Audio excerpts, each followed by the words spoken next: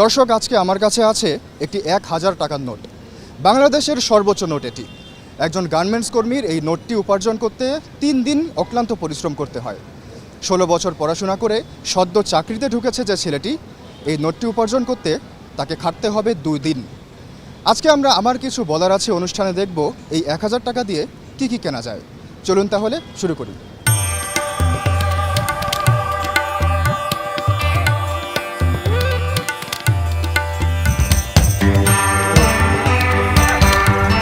চাল কোনটা কত?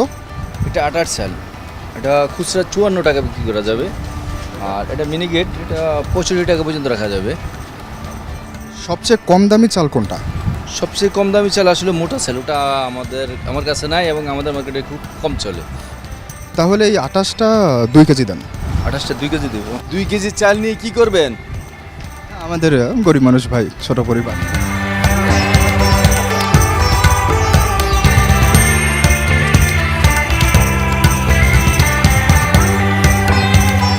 দর্শক, 2 কেজি চাল কিনে ফেলেছি 55 টাকা করে। 2 কেজি আমার খরচ হয়েছে 110 টাকা।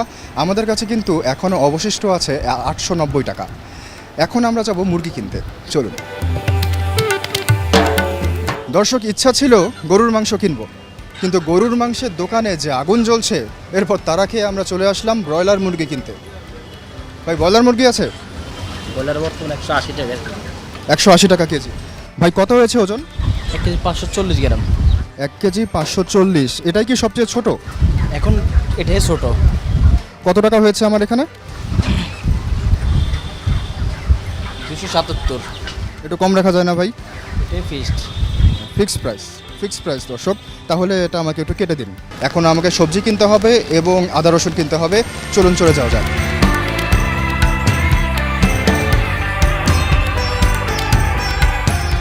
তেল কিনতে হবে, ডাল কিনতে হবে। দেখি কতদূর কী করতে পারি, কত কম খরচে সেটা আমি কিনে দেখাতে পারি। ভাই, ডাল আছে? জি, অবশ্যই। ডাল কোনটা কত? যদি আপনি ইন্ডিয়ানটা নেন তাহলে 90 টাকা পড়বে, আর যদি দেশিটা নেন তাহলে পড়বে 120 টাকা। 90 টাকা যেটা, এটা হাফ কেজি দেবেন।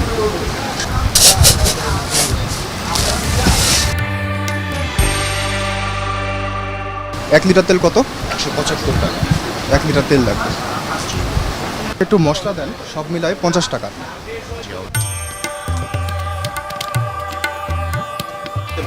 না ভাই, এত কিছু কিনলাম, একটা ব্যাগ একটা ফ্রিতে দেন না। ব্যাগ ফ্রিতে দেওয়া যায় না? আচ্ছা ঠিক আছে, আপনার জন্য দেন, থ্যাংক ইউ। কত হয়েছে বললেন? 270 টাকা হয়েছে। দর্শক, আমরা চাল কিনেছি 110 টাকার। এরপরে আমরা ডাল কিনেছি সবচেয়ে কম দামিটা, হাফ কেজি। এরপরে আমরা তেল কিনেছি এবং মশলা কিনেছি। এরপরে এখানে বিল হয়েছে আমাদের। ভাই, আমাদের বিল কত হয়েছে?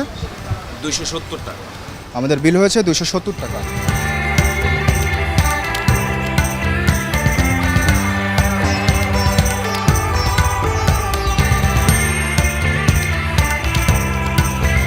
চাচা, পেঁয়াজ কোনটা কত টাকা কেজি? পেঁয়াজ 60, 60, 50, 80। 50 টাকার যেটা, এটা আমাকে হাফ কেজি দেন। হাফ কেজি কি হবে? গরিব মানুষ চাচা, ছোট পরিবার। 30 টাকার মিলিয়ে দিলাম। হ্যাঁ হ্যাঁ, দেন। চাচা, আদা রসুন কত করে? আদাও 200, রসুনও 200। হাফ কেজি করে দেন।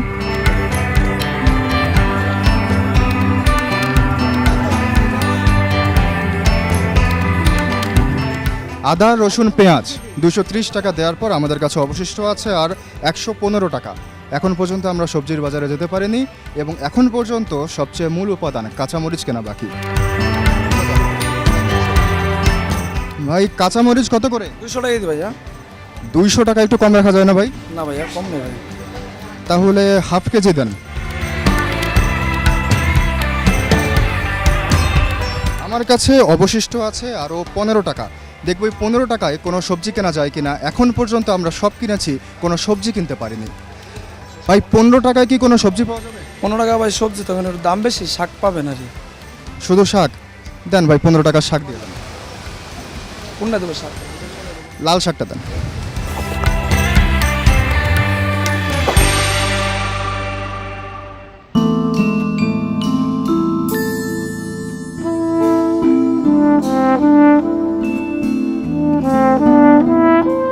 দর্শক, বৃষ্টি শুরু হয়েছে, তবে আকাশ নয়, জিনিসপত্রের দাম দেখে কাঁদছি আমি নিজেও। 1000 টাকায় একটা গার্মেন্টস কর্মীর 3 দিনের উপার্জন এবং একজন শিক্ষিত ছেলের 2 দিনের উপার্জনে আমি যে বাজারটা করলাম, এই বাজারটায় আমি হয়তো বা আমার 5 জনের পরিবারে টানা 2 দিন চালাতে পারবো।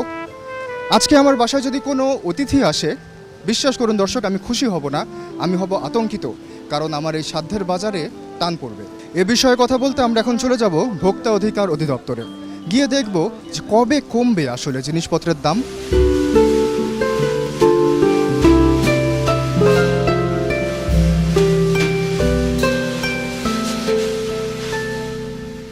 জনাব এইচ.এম. শফিকুজ্জামান, আমার কিছু বলার আছেতে আপনাকে স্বাগতম। ফেসবুকে 10,000 কমেন্ট পর্যালোচনা করে দ্রব্যমূল্যের দাম কিভাবে কমানো যায় এই বিষয়ে আপনার সাথে কথা বলবো। এখানে আসার আগে আমি বাজার করে এসেছি। 1000 টাকায় কি কি কেনা যায় এই বিষয়টা আমরা দর্শকদের দেখিয়েছি, কিন্তু সত্যি বলতে স্যার আমি নিজে সন্তুষ্ট না। এই 1000 টাকায় আমি আমার পরিবার হয়তোবা 2 দিনও চালাতে পারবো না। আমি আপনার কাছে জানতে চাই, আপনি শেষ বাজারে কবে গিয়েছিলেন? আমি আসলে এখন বাজারে যাওয়ার সময় হয় না, কিন্তু বাজারের দ্রব্যমূল্যের কী অবস্থা এটা আমি প্রতিদিনই আমার কাছে রিপোর্ট আসে। রিপোর্টে অনেকগুলো চ্যানেল আছে, বিশেষ করে আমাদের টিসিবির যে প্রতিদিনের যে বাজার দর সেটি আমরা বিশ্লেষণ করি। আরেকটি হলো আমাদের কৃষি বিপণন থেকেও একটি আসে, এবং আমাদের ভোক্তা কণ্ঠ যেটি আমাদের ক্যাবের থেকে সেখান থেকেও আসে। এছাড়া আমাদের যে অভিযানগুলো হয় তখন কিন্তু প্রতিটি আমাদের যে অফিসাররা যায় তারা বাজারে কি অবস্থা সেই হালচিত্র আমাকে দেয়, কিন্তু আমার ব্যক্তিগতভাবে আসলে খুব বেশি এখন বাজার করার সুযোগ হয় না, সময় হয় না। জনাব শফিকুজ্জামান, আমরা দর্শকদের কাছে মতামত চেয়েছি, আমরা একটা পোল ক্রিয়েট করে দর্শকদের কাছে জানতে চেয়েছি তাদের কোনো পরামর্শ আছে কিনা আপনার উদ্দেশ্যে কিভাবে নিয়ন্ত্রণ করা সম্ভব এই অস্থির বাজার। কমেন্টগুলো আপনাকে পড়ে শোনাচ্ছি। একজন বলেছেন প্রতিটি বাজারে একজন পরিদর্শক রাখতে, যাতে কারো কোনো অভিযোগ থাকলে, কেউ কোনো অনিয়ম দেখলে মুহূর্তের মধ্যে যেন সমাধানটা পেতে পারে। তাদের উদ্দেশ্যে যদি কোনো জবাব দিতে চান। এটি আসলে খুবই ভালো প্রস্তাব, কিন্তু বর্তমান বাস্তবতা আসলে আমাদের যে অধিদপ্তর সেই অধিদপ্তরে সেখানে আমাদের যে জনবল সেই জনবলের অনেক ঘাটতি আছে, এবং সেখানে আমরা কিন্তু এখনও প্রতিটা জেলা পর্যায়ে আমাদের অফিসার দিতে পারিনি। আমাদের সেই জন্য আমরা কাজ করছি, এবং প্রতিটি বাজারে এরকম যদি একজন পরিদর্শক বা এরকম রাখতে হয় তাহলে তো আসলে অনেক জনবল দরকার। তবে এর বাইরে কিন্তু একটা বিষয় আছে, সেটি হলো মানুষের যদি কোনো ভোক্তার স্বার্থবিরোধী কোনো অভিযোগ থাকে ভোক্তার, তাহলে কিন্তু আমাদের তারা সরাসরি অভিযোগ করতে পারে। সেই অভিযোগের জন্য আমরা একটি সিসিএমএস চালু করেছি, কনজিউমার কমপ্লেন ম্যানেজমেন্ট সিস্টেম, এবং সেখানে কিন্তু সে একটা অ্যাপসে কানেক্ট করেই কিন্তু সে অভিযোগটা করতে পারে। 999-এর মতো একটা সিস্টেমের দাবি করছেন অনেকে বলছেন একটা কল সেন্টার থাকা দরকার যেখানে সরাসরি তারা তাদের অভিযোগ জানাতে পারবে। এমন কোনো সার্ভিস ভোক্তা অধিকারের আছে কিনা? হ্যাঁ, আমাদের একটি হটলাইন নাম্বার আছে, সেটির নাম্বার হলো 16121। এই হটলাইন নাম্বারটি যেটি ছিল এতদিন ধরে এটি আসলে আউটসোর্সিং করা ছিল, আমরা একটি অন্য অপারেটরকে দিয়ে অন্য জায়গা থেকে এটি অপারেট করা হতো, এবং সেখানে আসলে অনেক ক্ষেত্রেই ভোক্তাদের অভিযোগ যে সেই নাম্বার থেকে তারা কাঙ্ক্ষিত আপনার তথ্য পাচ্ছে না বা সেটি করতে পারছে না। এটি আমরা এই 1 অগস্ট থেকে এটি আমরা আমাদের ইন হাউসে নিয়ে আসছি, এখন এখান থেকে এটি মেনটেন করা হয়, এবং এখন এটি আনার পরে দেখা গেল যে অভিযোগের মাত্রাও বেড়ে গেছে। আমরা এটি আসলে এখন পর্যন্ত এই হটলাইনটা আসলে ভোক্তা কিভাবে অভিযোগ করবে, কিভাবে প্রতারণা হলে কী করতে হবে সেই তথ্যগুলো দেওয়া হচ্ছে, যারা কল রিসিভ করে তারা দিচ্ছে। এটাকে আমরা খুব শীঘ্রই এটাকে ইন্টিগ্রেট করব, যা সরাসরি এই 16121 থেকে আমাদের যেটি সিসিএমএস এর কথা বললাম সেখানে ইন্টিগ্রেট করা হবে। অনেকে বলছেন এই বড় বড় ব্যবসায়ীদের কাছে কিংবা বড় বড় ডিস্ট্রিবিউটারদের ওখানে অভিযান চালানো উচিত, ছোটোখাটো বাজারের 2-1টা দোকানে অভিযান চালিয়ে আসলে দ্রব্যমূল্য নিয়ন্ত্রণ করাটা কঠিন হয়ে যাবে। এই ব্যাপারে কিছু বলতে চান? এটি আংশিক অর্থে সত্য, এবং সেখানে বড় বড় যেগুলো আমাদের রিফাইনারি আছে, আমাদের 4-5টা কোম্পানি, আমরা অনেক ক্ষেত্রে সিন্ডিকেট নামে একটি শব্দ ব্যবহার করি, সেখানে আসলে অনেকটাই তাদের নিয়ন্ত্রণে আমাদের কিছু কিছু পণ্য, বিশেষ করে এসেনশিয়াল কমোডিটি, সেখানে তাদের বিরুদ্ধে যে আমরা ব্যবস্থা নিচ্ছি না এই কথাটা আসলে সত্য নয়। আমরা প্রতিটা ইন্ডাস্ট্রিতে আমরা একাধিকবার গিয়েছি, তাদের অনিয়মগুলো আমরা তুলে ধরেছি। আর যেটি হয় আমাদের বিপণন ব্যবস্থা একটা চরম ঘাটতি আছে, এবং সেটা প্রতিটা স্টেজে যেটি বলছে যে ছোটো ছোটো দোকান, সেই ছোটো ছোটো দোকানেও কিন্তু আপনার মূল্যটা অত্যাধিক বেশি নেওয়া হয়।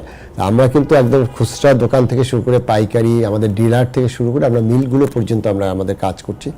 আরেকটি বিষয় একটু খেয়াল রাখা দরকার, সেটি হলো যে যেভাবেই হোক এক একটা কোম্পানি তাদের আসলে মার্কেট শেয়ার 20-25% হয়ে গেছে।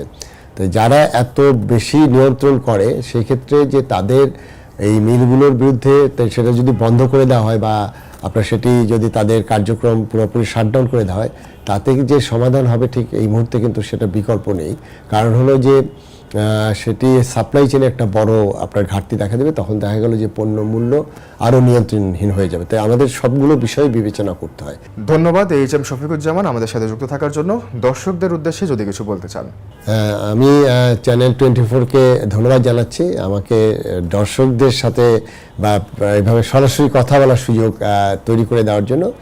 আমি ভোক্তা অধিকার অধিদপ্তরের মহাপরিচালক হিসেবে আমি সাধারণ ভোক্তাদেরকে একটি মেসেজ দিতে চাই।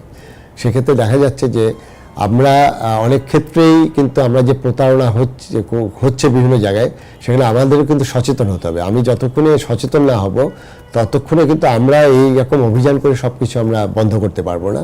এখন যে জিনিসটা হচ্ছে যে আপনি যদি প্রতারিত হয়ে যান তাহলে আমাদের যেটি 16121 নাম্বার আছে, হটলাইন নাম্বারে আপনি ফোন করে কিভাবে অভিযোগ করতে হয় সেটি জানবেন, এবং আমাদের এখানে অভিযোগ করলে সেটার যে নিষ্পত্তি হয় অর্থদণ্ড হয় তার কিন্তু 25% যিনি অভিযোগ করেন তিনি পান। তা আমি আহ্বান করব আমাদের যারা ভোক্তারা প্রতারিত হচ্ছে, আমাদের আইন অনুযায়ী সেখানে প্রতিকারের ব্যবস্থা আছে, আপনারা সেইটার জন্য আমাদেরকে এখানে অভিযোগ দায়ের করবেন এবং আমরা সেই প্রতিকার দেব, এই প্রতিশ্রুতি আমি আপনাদেরকে দিচ্ছি।